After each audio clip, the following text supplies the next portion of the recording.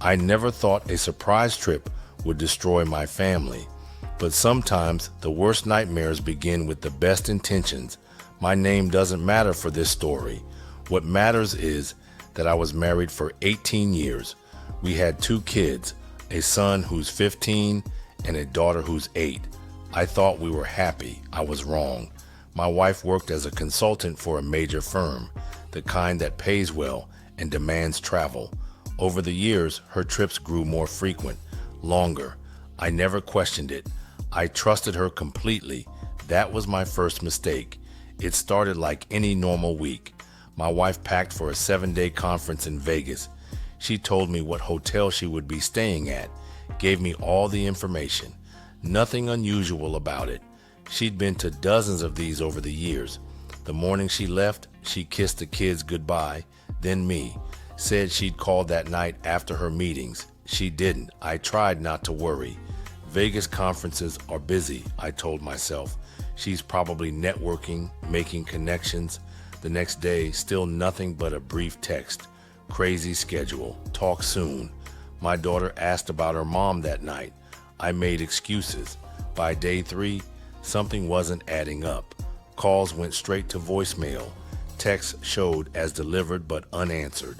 My wife, who normally FaceTimed the kids every night when traveling, was silent.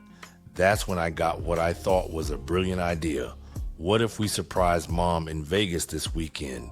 My daughter's eyes lit up instantly. Even my son, usually too cool to show enthusiasm, showed excitement with a smile and wide eyes. Looking back, I should have seen the warning signs, the missed calls, the brief generic texts, the growing distance over the past months.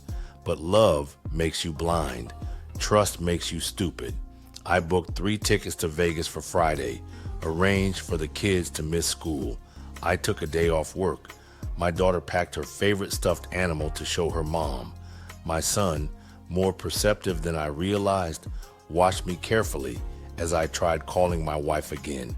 No answer. Everything okay, Dad? Just confirming our rental car, I lied. The flight to Vegas was quick. My daughter couldn't contain her excitement, talking nonstop about surprising her mom. My son was quieter, watching me check my phone repeatedly. We landed late in the afternoon. I tried calling again, straight to voicemail. A familiar nervous knot formed in my stomach. Something wasn't right. The Strip was alive with its usual chaos when we arrived at the hotel. Bright lights, crowded sidewalks, the constant ding of slot machines in the lobby. My daughter bounced on her toes. Can we go see Mom right now? Let's check in first. Forcing a smile, I approached the front desk alone, leaving the kids with our bags. The receptionist greeted me warmly. I gave her my name, explained we were checking in. Her fingers moved across the keyboard. After checking in, I told my daughter once we get settled in, we will go look for Mom. Once we got to our room and settled in, I tried to call my wife's room, but there was no answer. Our room was nice, standard upscale hotel fare. I waited about 10 minutes and called again. Same result, no answer. I told the kids with what I hoped was a normal expression. Did you find Mom? My daughter asked immediately. My son studied my face. He knew something was wrong. I'll be right back. Just going to see if Mom's in her room. I stepped into the hallway, heart beating fast and hard. Room 618 was just down the corridor. I stood outside the door for what felt like an eternity. Finally, I knocked. No answer. I knocked again, harder this time. Still nothing, but I could hear movement inside. Music playing softly. The sound of laughter, my wife's laughter, followed by a deeper voice. I thought to myself, what the hell? My hands shook as I pulled out my phone. I typed a simple message. I'm outside your hotel room door. The movement inside stopped abruptly. The music cut off. Muffled whispers. Then footsteps approaching the door. It opened slowly. My wife stood there in a hotel bathrobe, hair disheveled, face flushed. The expression on her face seemed like she was annoyed, then fear, and finally something else. maybe guilt. I couldn't tell. What are you doing here? Stepping into the hallway and pulling the door nearly closed behind her. I couldn't speak at first. 18 years of marriage and now this moment. Surprise, I finally managed. The kids and I thought we'd come see you. Her eyes widened at the mention of the kids. They're here? At the hotel? In our room down the hall, I said. They've been excited all day to see you.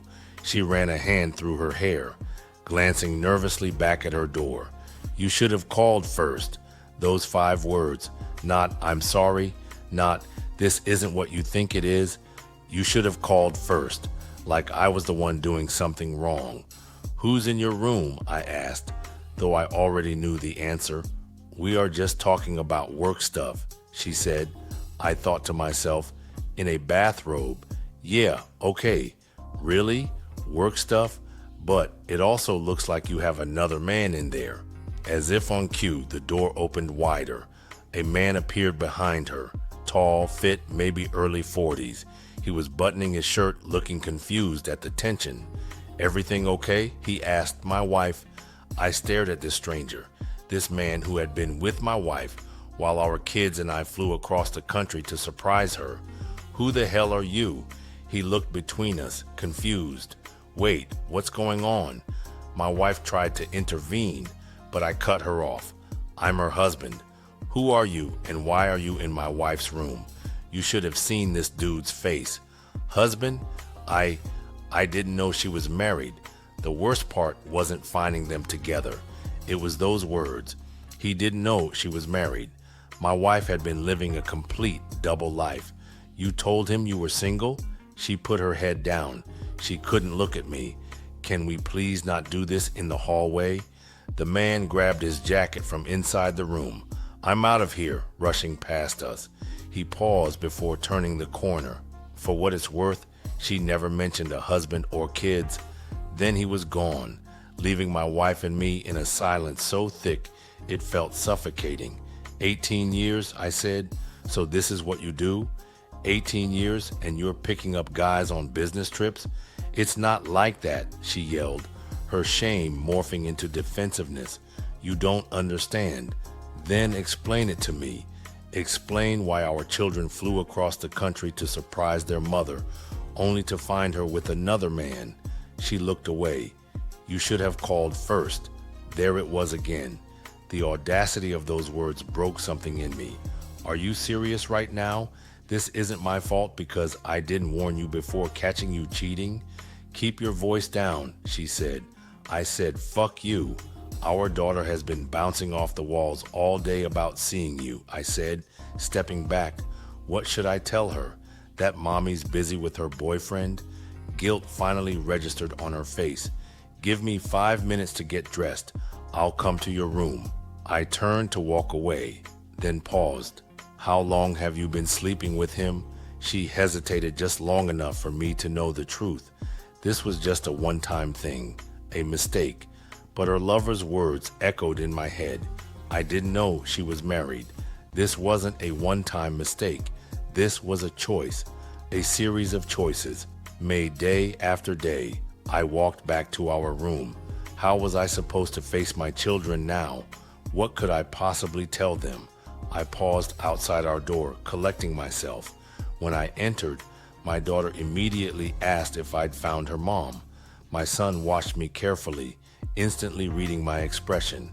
Mom's coming in a few minutes, I managed to say. She was surprised to see us. My son's eyes narrowed. He knew something was very wrong. True to her word, my wife appeared at our door 5 minutes later, hair fixed, makeup perfect, wearing a business suit.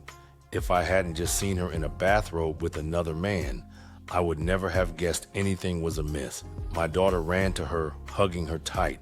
My son stayed back, watching. After the initial greetings, my wife dropped another bombshell. She couldn't have dinner with us. She had an important client meeting that couldn't be rescheduled. My daughter's face showed how disappointed she was.